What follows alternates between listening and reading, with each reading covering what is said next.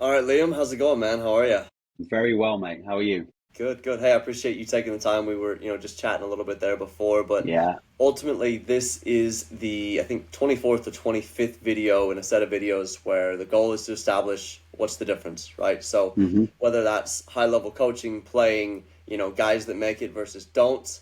We were talking a little bit about skill acquisition there and hmm stuff before. So, for the listeners at home who maybe haven't heard of you or seen you or whatever else, maybe if you want to give them just a little bit of background on who you are, maybe some of the players you work with, and then, maybe a general philosophy of you as a coach to get us started. Yeah. Won't go kind of too deep, but who am I? Golf coach, obviously. I've got around nine guys across both tours, PGA Tour and DP World Tour as well, which who I work for. And a little bit of background on me. PGA Pro was an aspiring player for quite a few years in the kind of start of that journey. Had some good mentors, good people around me at that time that were kind of helping me along with my own golf game. And then I moved into quickly realized I was quite interested and obsessed with the swing side of things more so than I maybe was the actual playing part. And that led me down some pathways and meeting people that kind of helped me on my coaching journey, and the door opened pretty quickly for me to be able to, thankfully, very quickly for me to be able to go ahead and coach at the level that I do now. It's a little bit of a brief overview, but yeah, aspiring player and quickly moved into coaching. Yeah, no, I think that's great. Maybe if you want to talk a little bit about some of the influences. I read that Yeah, Robert Rock was one that you were affiliated yeah, with. yeah, massive. How So good is he? yeah, yeah, I mean, obviously, when it comes to golf swing, you'll struggle to find an actual better golf swing. There's no doubt about that. Efficiency, a very high level of efficiency with it. And then, so from kind of 8 years old, the driving range that I practiced at and the golf club that I played at, Rob was attached there, and he was practicing there in between tournaments. And at the time, he was kind of early in his career, in maybe on tour and going down to the range as much as I did. I'd see him all the time. And he could see, obviously, I was just a young lad who was putting the hours in trying to get better at golf. So from probably 11 or 12, he showed an interest in my golf game. He'd give me clubs, he'd bring me a wedge back. He'd like give me some gloves and some balls and stuff. And then he started talking to me one day about golf swing. And then ever kind of, well, probably from that point, I would always kind of just try and get an hour with him when I could and just ask him a few questions. And then he'd start pushing me in the direction of things of where to look and things to read and things to watch. And so it kind of started that way, really. And then as the years went on, when I got to like 15, 16, we started just having open discussions about his golf swing, and we started having open discussions about what would you change with that golf swing, or where would you look. And Rob then always used to hit balls back in the range that we had. He would hit balls in the bay next to where I would give golf lessons, so he would listen to me give every lesson, um, which was brilliant because obviously the feedback you then get, after a lesson, he'd say, you said that to that guy. What does that mean? Or you said that, or and so there was always this kind of mentoring thing going on along the way. But to watch him practice, kind of build his swing, watch the way he went about building a golf swing, you don't really realize you're learning at the time, but you're taking a lot from it. And I tried to implement the same things. I've tried to pass some of those things on to players who maybe see the game the way Rob did. But obviously, as you then explore how other people are going about it, you understand there's kind of variety to that. That's not necessarily a fixed kind of way, if you like. Yeah, no, I think it's really interesting. I really only bring up Robert Rock because my coach and I work on so much of similar his stuff. Yeah, Like for me, like the importance of keeping the right elbow in front of the search seam, it's like legit. yeah, It's one of the things that I yeah, work on every day. yeah, Like the TRS slider, I use that thing like yeah, every day, yeah, yeah, and totally. I Yeah, think exactly. it's really interesting. So, I want to get into skill acquisition and those pieces, but I want to sit just real quickly on, if there are any sort of maybe I don't want to say non-negotiables, but kind of non-negotiables in terms of mechanics for players. For me, if I were looking at it, and I don't know nearly as much about the golf swing as you do, but for me, it's like, having the elbows be relatively the same distance, throughout the backswing Correct. and downswing is important. Right elbow in front of the shirt seam. Like, do you have any sort of non-negotiables like that you like to work with, or is it so fluid Yeah. at this point? No, so there's a model in my mind always. So, for instance, the non-negotiables like the geometry of a golf swing. So, the staying in a tilt, rotating in a tilt, a three-dimensional tilt in relation to the ground, how you're moving from that respect, how the arm structure kind of matches that, works in synchronization with that. So we go into elbow spacing, right elbow position at the top, left wrist position at the top.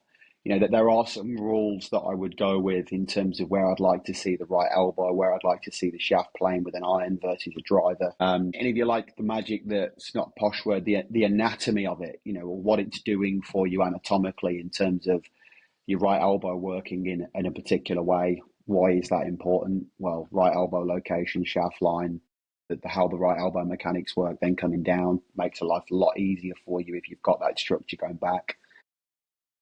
So there is always a model in my mind. How close players get to that model is they need pieces of that model. They don't need the whole kind of thing, if you get what I mean. So there are, obviously you look at the Macro Grady world, the way Rob moved, the efficiency in how they moved based off how their wrists and arms worked, and how their obviously bodies rotating, etc. They are preferences of mine strongly. Yeah, absolutely. Like I say, I've got players who are outside the corridor of that, if you like, because there is, and we'll go on to that conversation, no doubt. There is also a variation in it. It's not like a fixed.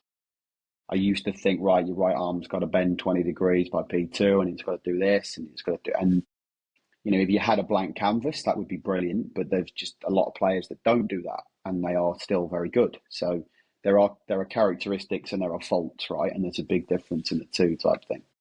Yeah, I have to imagine as a coach, it has to be pretty difficult to, when you have a player that sees things a certain way. Like, I've had Mm, coaches that have tried to take away my arm structure, mm, and I'm like, I can't keep it on the planet in a tournament, for example. Like, yes.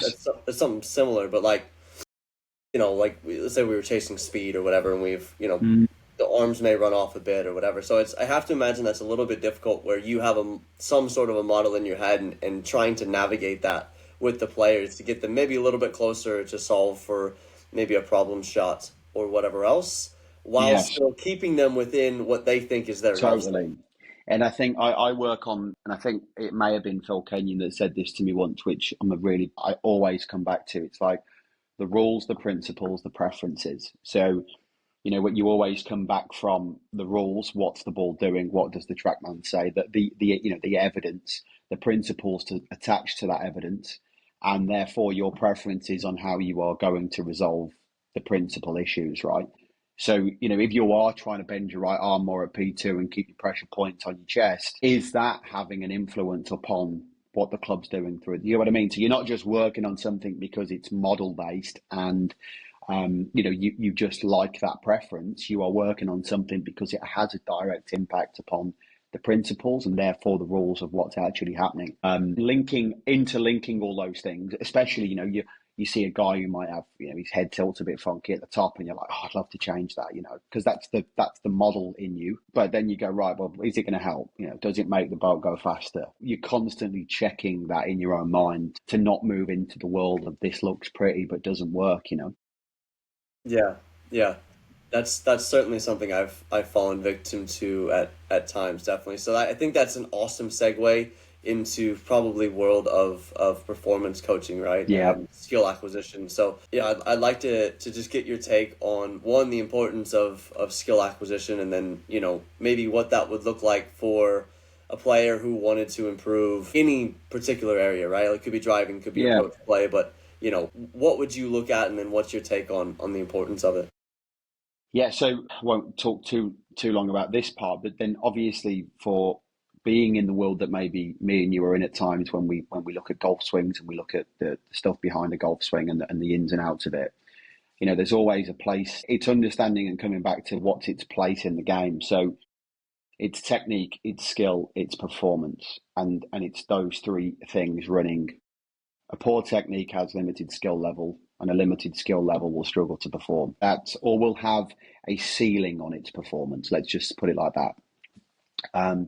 So moving into the importance of where technique stands, well, you would improve a golf swing, but then not obviously, you don't just make a golf swing better and hope for the best, hope this works. You move into the next realm then of, so how does that interlink with making this player more skilled? And then you obviously look at the environment, skill and performance. You look at, it's more the environment that you're creating around the player more than it actually is, the variability in a task, the challenge attached to a task, and the identification of the behaviors during that task is really the learning part of it. So I read a piece. I read a piece that a gentleman called Stuart Morgan invited me to, or introduced me to, and it was the ability to self-organize. And the self-organization is basically the power of a visual and the power of an athletic mover being able to achieve or enhance skill through high variability and high challenge without the knowledge of how he's actually doing it. And then when you look at stats, especially as you move into, even at a club level, you can look at like wedges, for instance. A wedge will have a golf swing that will hit a wedge a certain number, but then the skill element is, well, how do I take numbers off? How do I take spin off? How do I vary my flights? How do I play a high one versus a low one? What's this skill? Enhancing that skill and the understanding of how maybe you achieve that at times. And then once that's consolidated and you feel like you've increased the understanding of how to achieve these different skills, which by the way isn't a golf swing chat at this point, you then actually put it under the performance realm then and see how it holds up with a purely outcome driven environment. And I always think it's technique is how I do it, skill is what I'm doing, performance is getting the job done. That is the kind of thing that I always think when I'm planning sessions for players. But when you've hit that technical, competent area, then the next phase is, well, what shots do I have? What shots don't I have? And do I have the understanding of how maybe I play those shots? Or am I even providing the environment around me that's developing my skill? And whether that be, now on maybe the PGA Tour, we talk a lot about, the pin positions are a little tougher. There's sections of greens you need to hit the ball in. So you're not just controlling the number that you hit it, you're controlling the amount of spin, the flight that it's coming in at, the trajectory of the shot. This is a high variability arena that technique's just a little bit of it. You've got to have those skills under your belt to be able to compete. So I'm big for that. Yeah, no, I think that's great. Maybe if we could just do like a small case study of maybe how you would work with a player. Let's say you have a pretty high end player. Their stock pitching wedge is 140 yards, right? They want to be Mm-hmm. able to hit a flighted pitching wedge 115 or 120. What would that Yeah. process kind of look like from start to finish in terms of, maybe how would you tell them to hit that shot, and then what would those kind of performance drills look like? Just so Yeah, people so have an understanding. firstly, the stage for me, I maybe talk to the coaches that might watch this potentially, is that there'll be like failure, intervention, improvement type mentality for me. So I'll set the challenge and I'll just ask the player to achieve the challenge. Now, if he stands up and does it, then you've got no leg to stand on. He's done what you've asked him to do. But 9 times out of 10, if it doesn't quite work, there's the intervention then to go, right, how did we try and achieve that? Just a little conversation about that. Now, the variables then of, then you're creating you're trying to educate the player in a very simplest format to be able then to understand that, well, if I grip down this an inch, that might take as a rule of thumb 4 yards off this shot, maybe more, maybe less with players. If I'm trying to take spin off this, if I'm trying to take this in there on a lower flight with no spin, right? Well, can we, based off the player's golf swing, by the way, and the understanding from the coach, is ball position, movement an option? Can we move the ball position based on his pattern? And then what's the influence of the length and the speed of the arc to the spin rate? And then you're educating them with that, right? So can they have a bigger arc at a smoother speed, still become strike, still get the strike, but flight the ball in there with less spin? So then you just throw in a couple of things that then where you'll go, right. And I always do some stuff like, okay, I want you to feel like you're taking X amount of yards off this, but you've still got to have a full swing. And they're like, right, okay. And then, of course, then the dynamics of what's happening with the club, the dynamics of what's happening with the speed of the club is going to take some spin off. So I'll then throw in, right, let's examine that. Let's try that. as just purely an example for a flighted wedge shot with no spin on it, with less spin on it. And then we'll go ahead and go, right, now we're going to take that into a TrackMan game or whatever, or a proximity test. And they're going to take those kind of principles that I've asked them, and they're going to move them into that realm and hopefully validate them. And then when they are validated, that becomes now a skill that you can tick off because they've achieved it, they know it works. The next step is then asking them to go into a tournament and do it, which is the final rung, right? Of, you've got that shot now, go and play it. And that could be with shot shaping. How do you fade the ball? How do you draw the ball? They'll come up with their ideas of how they do that. I might be able to offer them a safer route to draw the ball from a systematic perspective, ball location, handle position, where you're aiming in relation to your target. And again, not a golf swing chat, just purely a skill chat about this is the task, and maybe there are simpler ways to achieve the task. As you'll know, the variety of how players play shots, you could have a feel-based guy who doesn't really want to move stuff around, and you have to meet him halfway and find a feel within his movement that offers him the best chance to be able to achieve that particular task. But a great case study, I mean, Sami Välimäki, who I work with on the PGA Tour, I think he played in Scotland with Justin Thomas one year, and he was having a good year, Sammy, solid year. But Sammy played the game just one way. There was no real variability in it. And he was playing so well that it's tough for someone to say that that's the wrong thing to do. But one thing he noticed, and I think it was that day where I think he come off and he kind of said, yeah, I probably just feel like Justin's got a few more shots than I have, Yeah. and that was really good.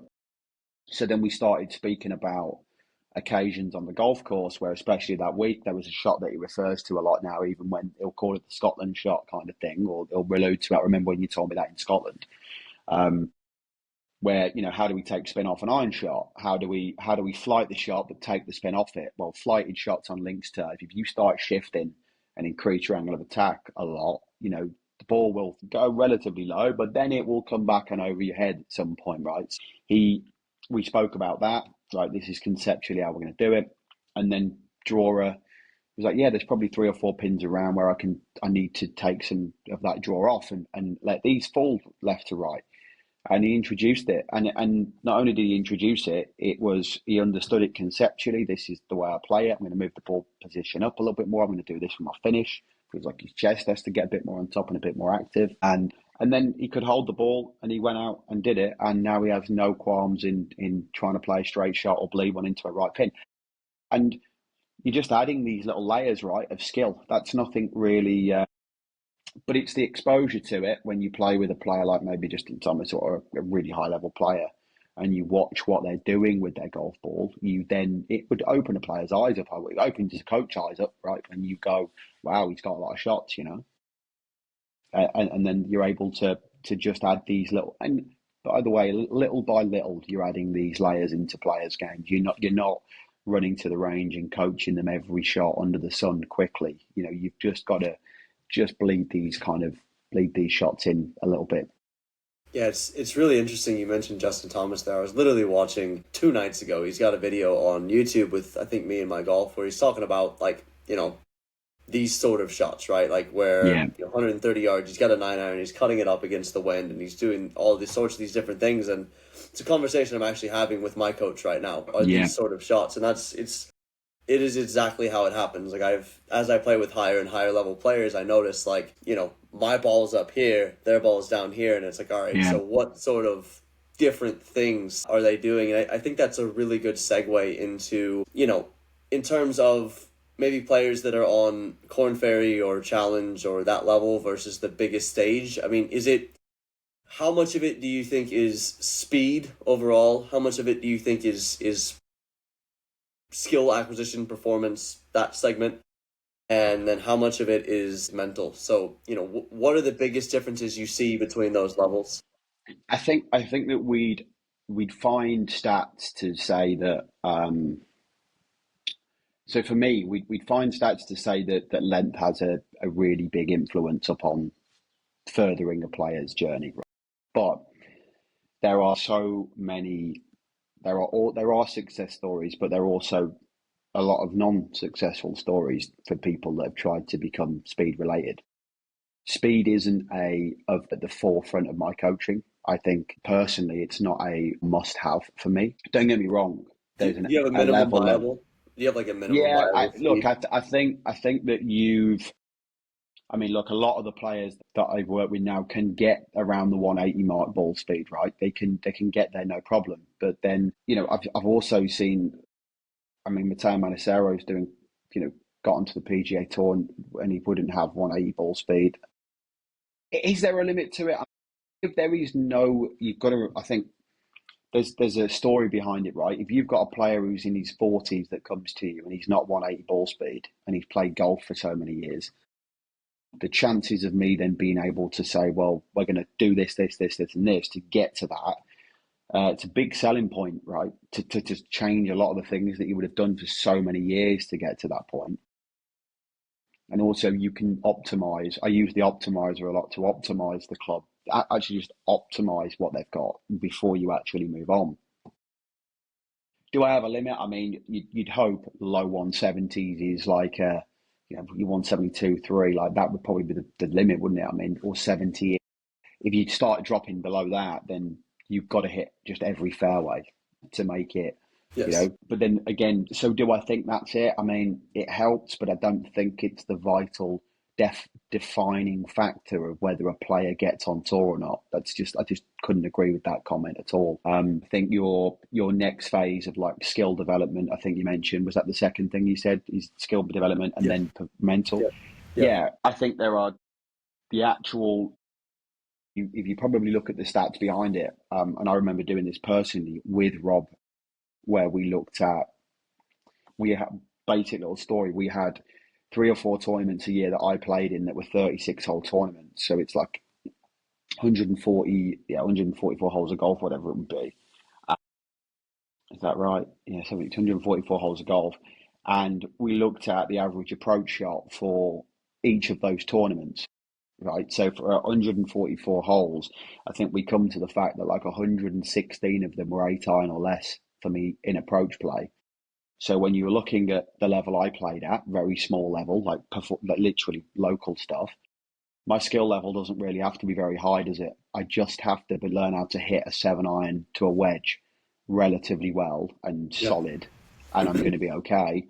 Take that type of theory up to, I couldn't do it clearly because I didn't play very well, but you then go up to, you then move that through what skills do you need at the level you're playing at. So we had, I've had a really nice journey with like someone like Rich Mansell who's played Euro Pro, Challenge Tour, got on tour. And all we've done really along the way is understand that when I play at this level, these are the stats behind the level that I play at. And all we know is that when you move then up to the tour, the average approach obviously gets longer, the characteristics of the greens, just the general control that you need, ball control that you need, just gets greater as you move up. Now, if you're a mini tour player moving up through those rungs and you're able to just master the skills or get close to enhancing the skills that you need at that given time, but know that the goalposts are going to move when you move forward, I think it's a really nice way of looking at an incremental improvement through time, Yeah. and you're moving with the standard that you're playing at. It would be nonsensical to try. It would be just wouldn't work trying to get a player that's on a mini tour to try and have the skill level with you stand there doing a test with him where he's hitting 6 irons and 5 irons and he's hitting high draws and low cuts, and he just goes out onto his golf courses and hits 70% of short irons and wedges. It just doesn't align. Do you see what I mean? The actual Yeah. alignment in what you're trying to do doesn't work. Yeah. So why not have a look at the stats behind where you play now, and just know that those goalposts are moving as you move. But going back to your question a little bit, I think actually allowing the players to see how skilled they actually are and to challenge that part of them, the skill and performance area, will undoubtedly make you a better performer, like a golfer. But I think me and you would agree that we see a lot of people get stuck in the golf swing part before they even move into the skill. And therefore, that will just have a ceiling on how far you can potentially go from an actual performing perspective, Yeah. I think that's such a brilliant way to look at it. I've never looked at it that way, but definitely, I think, for me personally, I've always looked like, oh, at a higher level, you're going to need these sort of shots. But then I'm at a level right now where I'm losing point 0.8 shots around from 75 to 140, and like Mm, 60% of my shots are from there. But yeah, I'm correct. really good from 150 to 200, and it does me like Yeah, no good because most of my shots are not there. And I yeah. never even occurred to me until you've said that. Like I think that's actually Yeah, like and really I brilliant. remember, I used to practice with a massive swinger. Me and Rob used to practice in a bay like in two mats next to each other in a coaching bay. And I would stand there with a 6 iron, and I'd do my 6 iron and my driver. Like that would be the two golf clubs I practice with. And when I really wanted to one day play at Wentworth in the PGA, the PGA thing, and you could qualify then, and that's where this conversation come from, where it was, well, you've got 144 holes of order merit events, and these are the stats behind it. So then it changed my outlook. Well, I've got nearly 100 plus holes here where it's 8 iron or less, and I stand here hitting a 6 iron and a driver, right? And I'm Crazy. just doesn't align, And then so I remember the next day after we did it, and this is why Rob, he was very good to me. He'd come with a big bag of Pro Vs, wouldn't let me hit the range ball, so how far it truly goes. There was a little patch of grass up the top right corner, and we moved the 150 board so I could hit like my 150 backwards. We moved the 150 board to the right side. He said, aim at that 150 board, and when you collect the balls, we're looking for around 4 yards short of it and 4 yards past it. Just keep collecting golf balls from around there. That's all he said to me at the time. I didn't know anything about stats. And I'd just stand there whacking iron shots at this board. We'll go up, and from my first ball to my back ball, they've been, you know, 12 yards. He's like, no, do it again. No, do it again. And and the theory behind it now is validated, right? Because the proximities with that club, versus potentially other clubs, of course. You're looking to hit those clubs. If you were a player, I'm not now. You'd be looking to hit those clubs pretty close to where you were aiming, right? So and we do it with all the yardages backwards. And that was just the perfect example of, well, these are the skills that I need to perform at the level I play at. That's all I need. Competence in strike, competence in short irons, know how far my wedges go.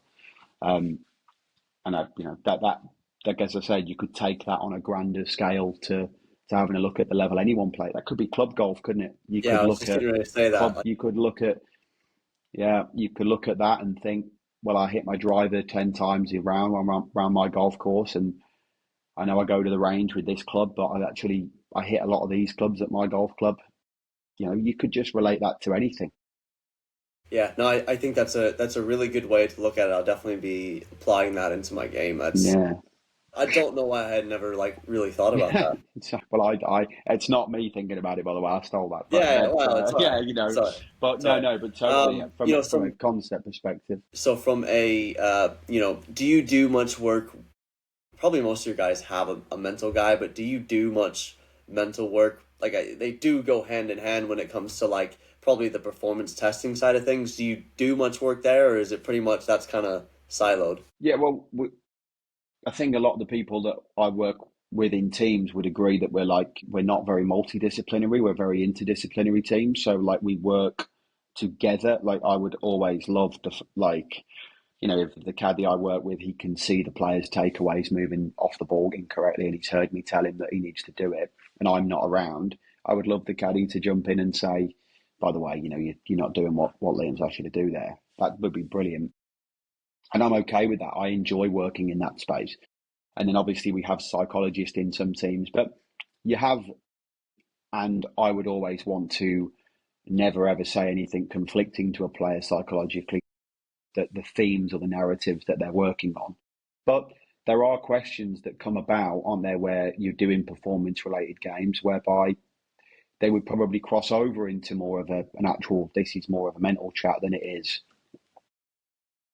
a technical chat. So whether that be the struggle to be able to, I always think the biggest thing with performance is, I use the word attachment a lot. So if a player hits a shot under the performance criteria and he doesn't have an attachment to my coaching to the outcome, then we have a problem. So I always think if you went back 9 on Sunday, I think of this about this all the time. There needs to be the player needs to have a feel that he has an attachment to. So when I do X, the ball does X or does Y, right? So there's this attachment of feeling and outcome. And then also when, for instance, he's not hit a shot correctly and the ball's gone over there, if you don't know why that's happened to a simple degree, it might freak some people out. They Yeah. don't know, like, why has that just happened? Um, and I always think that the attachment parts may be dampening a little bit of the. I mean, I'm not a psychologist, but it's dampening a little bit of the worry and the anxiety behind some of the outcomes. If you give the player the understanding of, well, when you do it this and this, the ball goes over there, and they hit that shot, they just go, "Oh, no, I just know why that's happened." They're not happy about it, but they know why it's happened. And when you haven't got the answers to those questions, I think that's the part that you have to battle really hard mentally from that point. So maybe when we're doing the performance stuff, I will create an attachment. And, you took the club away. I won't turn it into a technical thing, but in the review after the performance game, they'll always ask me technical questions. What did it look like, etc. And you're able to just speak in the language of attachment, right? But when you did this really well, what we're working on, the ball started here and it did that. They're correlating an outcome like to doing something well. Attaching those two pieces of feedback is just giving validation to the player, isn't it? That's what happens when I do it well. And I think that's where the mental side of it comes in. And also, you'll have conversations regarding comfort levels over certain shots, thoughts and feelings they've had over certain shots. And I'll feed that back to the psychologist as well at times. But um, there are some good psychologists that I've worked with before. Lee Crumbleholm, you've had Lee on, of a high value to a lot of players, Lee, and there's a gentleman called Carl Steptoe I've worked with before who's absolutely brilliant. And there's Jonah Oliver as well, who has a different potential thought process that I've seen before, where it's competence versus confidence. If you are competent, it gives the feeling and illusion of confidence, but confidence is not what you're actually chasing. And I think that was a really good outlook. It kind of helped me because it kind of runs into the hands of coaching, doesn't it? If you're competent at something, so you're kind of being able to marry it all together. But yeah, I hope that answers the question.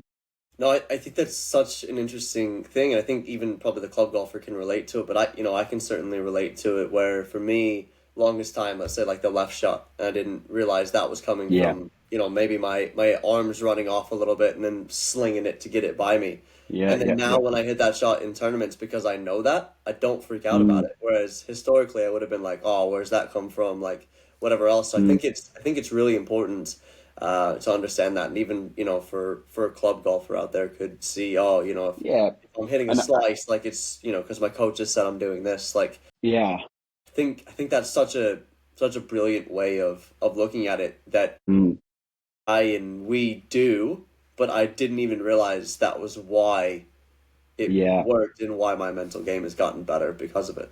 and also, what are you armored with to, generally speaking?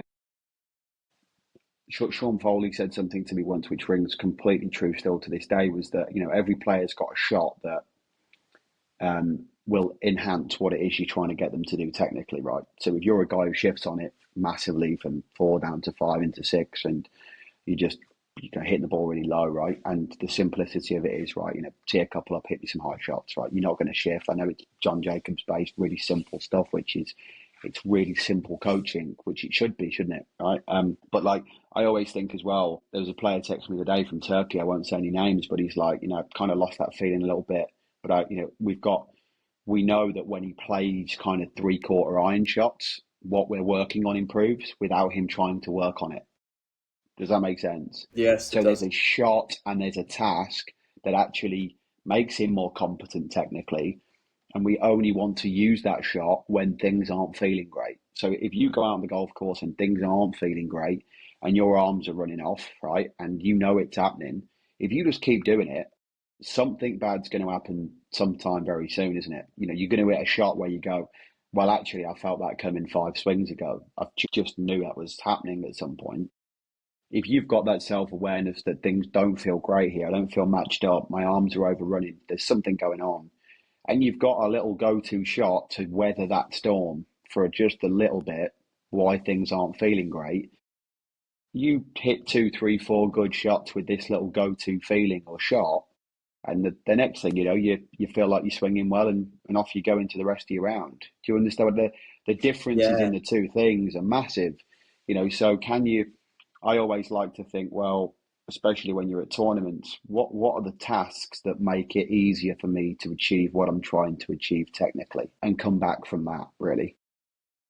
Yeah, that's so interesting. So it's almost like it's not like a backup plan, but it's almost like a backup plan It's a because backup ultimately, plan. like we you get out there and you can tell, like, so you can't really tell much from a warm up. Like, you can sometimes, but like Yeah, no, like competitive golf, like the warm ups there just to warm up. Like, correct. you get a few holes in, you can tell if you're in sequence and, like, if you're everything's Mm, sort of matched up.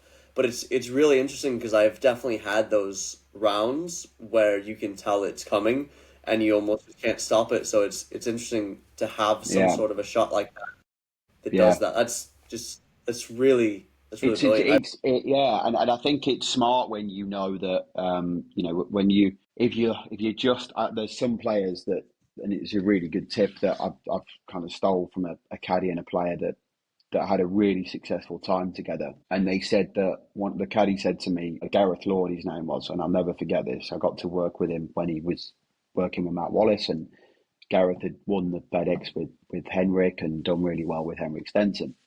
And he kind of said they had like a 4 hole rule, like where they'd get on like the fourth tee and they played 3 holes, and Henrik would be able to feed back how he felt.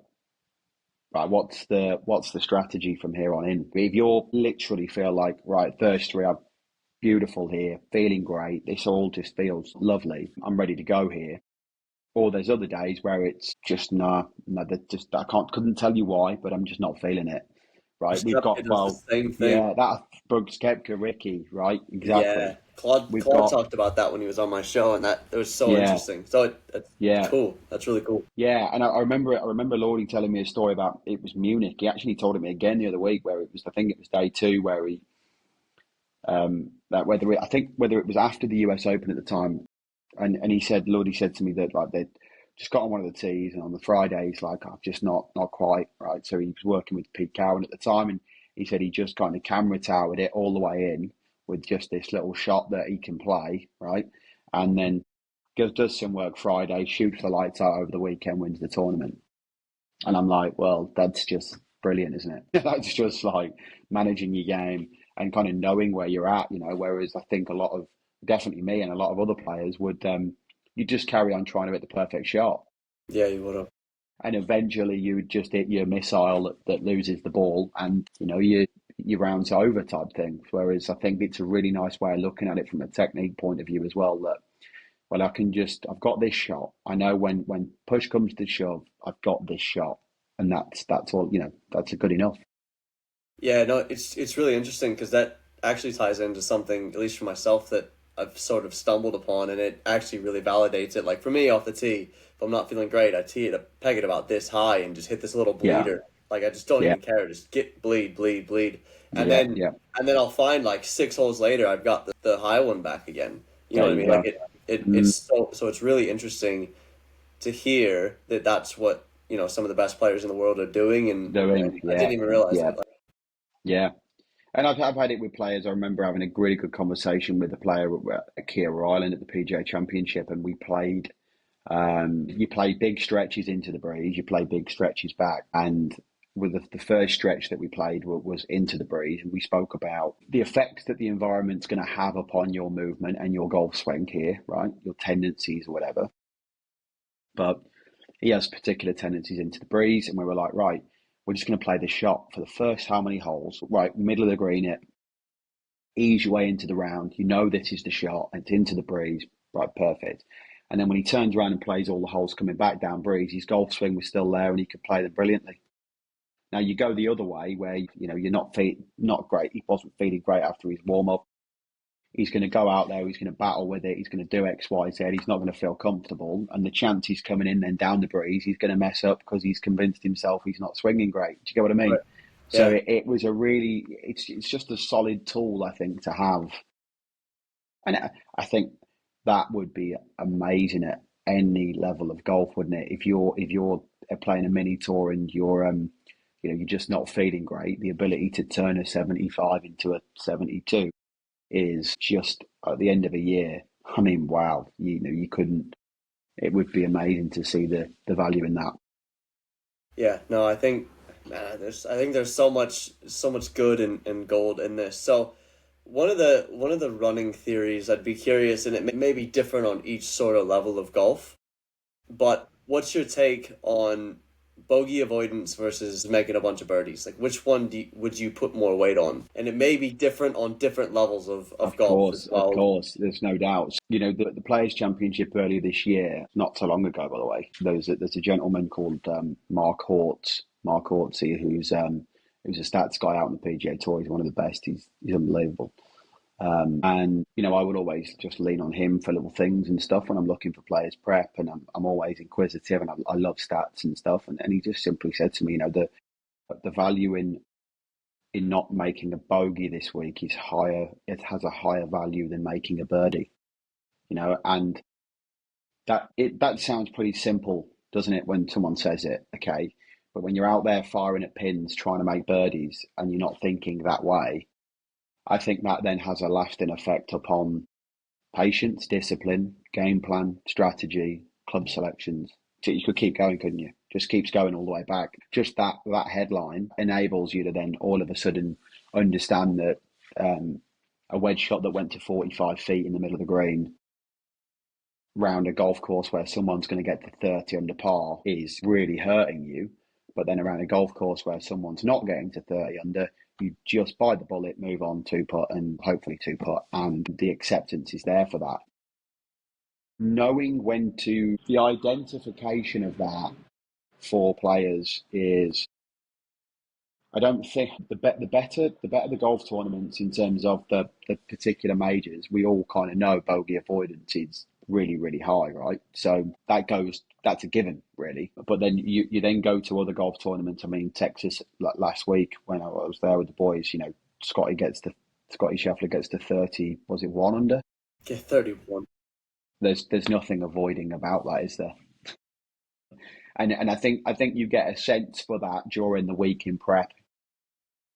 I don't stand on either side of it. I just believe that you get a good idea of that for the tournament week, and you kind of go, right, buckle up, boys, because it's the race to 25 under here, and the lads know that. And then you'll get to an Open Championship, and it's well, and there's a couple of things that people have said to me, stats guys have said to me before, like just don't make bogey from the tee box was a simple thing. I think was like, if you're trying to avoid bogeys and you just don't want to make a ball.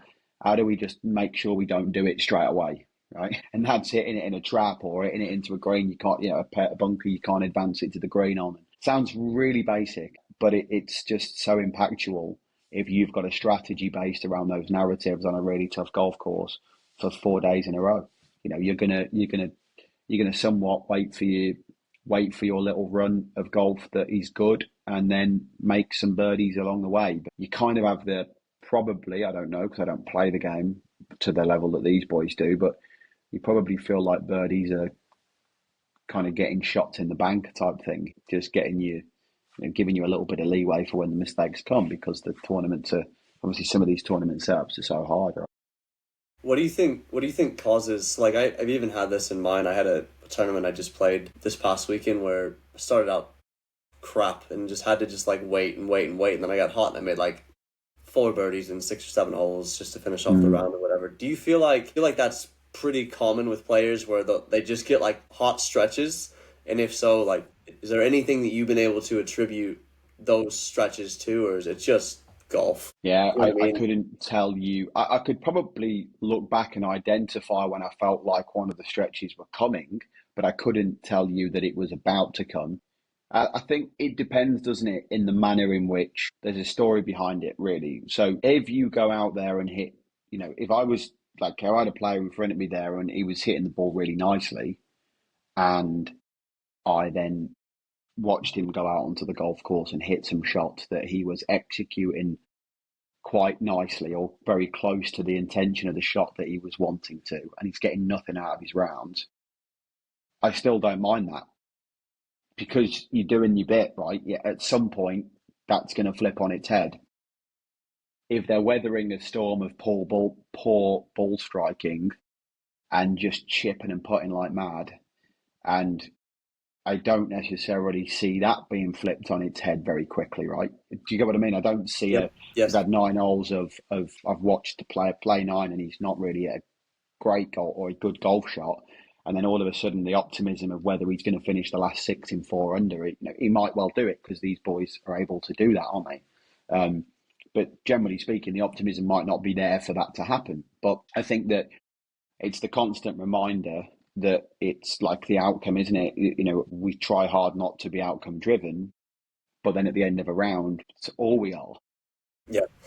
Yeah. So it's like, well, in the middle part, if you can still identify that you might not be getting the most out of it, but look, you're still matching the intentions of the shots you're trying to hit, and you're doing a great job of this and a great job of that. And if they can identify that and then keep that running, that it wouldn't surprise you if a stretch of the next round or a finishing stretch, you just see them go really low because you're like, right, well, I felt that it was coming, kind of thing. You could see that, you could sense it with players sometimes, I think. Not all the time, of course, but yeah, I think that weathering the storm and just battling through those times that maybe aren't going your way, but still trying to identify that, well, I'm actually hitting some nice shots here. Just good shots and good golf, but don't necessarily always have to be the perfectly running parallel with each other, does it? Yeah. Yeah. No, I think that's a really interesting way to look at it. So, want to be conscious of your time here. I appreciate you Okay, coming mate. on. I just want to give you a chance to plug anything you would want to plug, or mention any sponsors, anything at all. Wrapping up thoughts, anything like that. Firstly, thank you for having me. Obviously, very grateful to Puma, Jebel Ali. Those are the boys that look after me, so I'm very grateful for those. Jebel Ali Golf Club in Dubai. If you're ever in Dubai, please go to the golf club. That's my only plug. But thank you. I really enjoyed the chat, and hopefully your golfing journey carries on its trajectory that it is as well, mate. And you're doing some good stuff personally out here, so keep Yeah. Yeah. going. No, I appreciate it, and it's been a brilliant combo. So, thanks I again for hope it's coming been on, man. informative, mate. Yeah, thank Yeah. you. Thank you.